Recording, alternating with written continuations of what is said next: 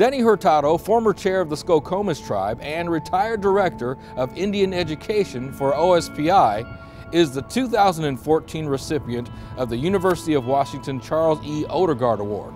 Now, this honor is considered the highest achievement in diversity here at the University of Washington. My name is Denny Hurtado.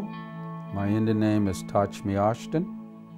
Oh, well, I have a pretty good inside joke. It's like, what it really means is like a fresh breath of air.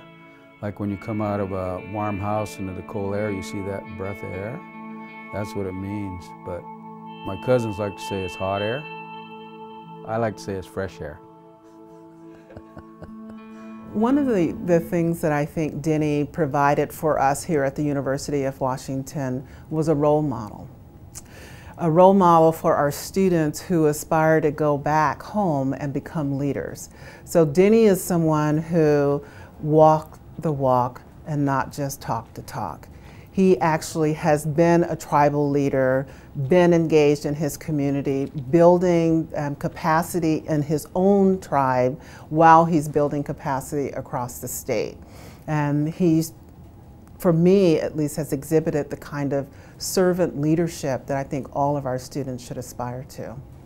So what gives me hope is that I see more people having a better understanding of who we are as a people, more people not having these negative judgments about who we are. I have hope because I see our young people being more engaged in who they are as Native people, especially the canoe journey, because I've seen it change young people's lives. They need to experience who they are as a Native person. And if they're given that opportunity, then they'll shine. You know, I've seen it in our youth leadership summits that we used to host. I've seen it in the canoe journey. I've seen it in the powwows. I see it in sports. You know, I mean, you got to have hope. And the only hope I have, really, the best hope, is our young people. And that's why I really want to focus on young people, the young ones, to really try and educate them about really what it is, about who we are as a people. Denny, you make a difference to so many. He is just,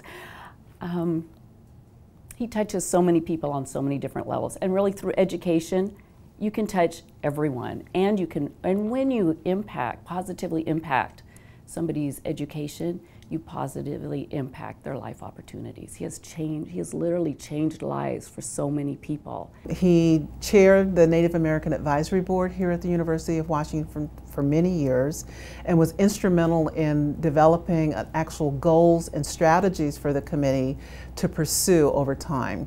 One of the most important goals that they had was to build a longhouse-style facility on our campus.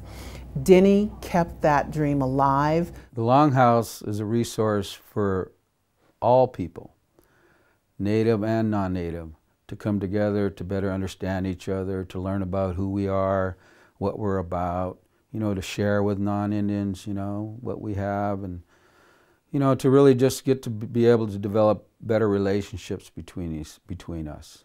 And it's kind of ironic, too, you know, how this happened was, it's being built between the Lewis building and the Clark building, and the street in front of it is the Stevens, and Lewis and Clark and Governor Stevens. Now here we're going to have a longhouse right there. And so sometimes I think things really happen for a reason.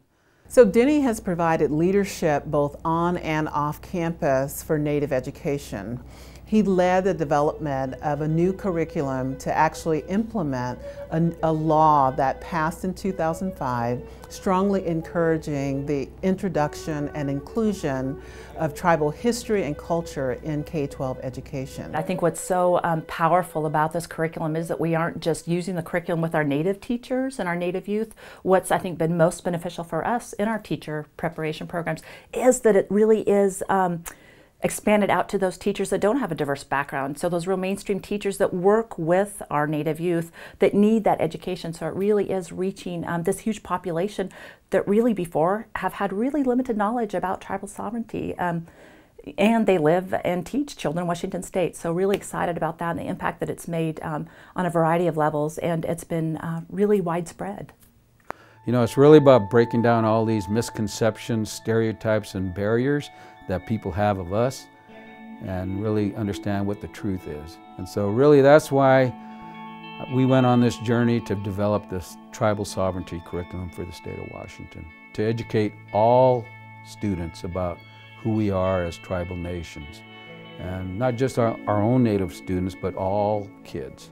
And so we're kind of growing our own so that when these little kids grow up to be doctors, presidents, senators, whatever, they'll have a real better understanding of who we are as tribal nations.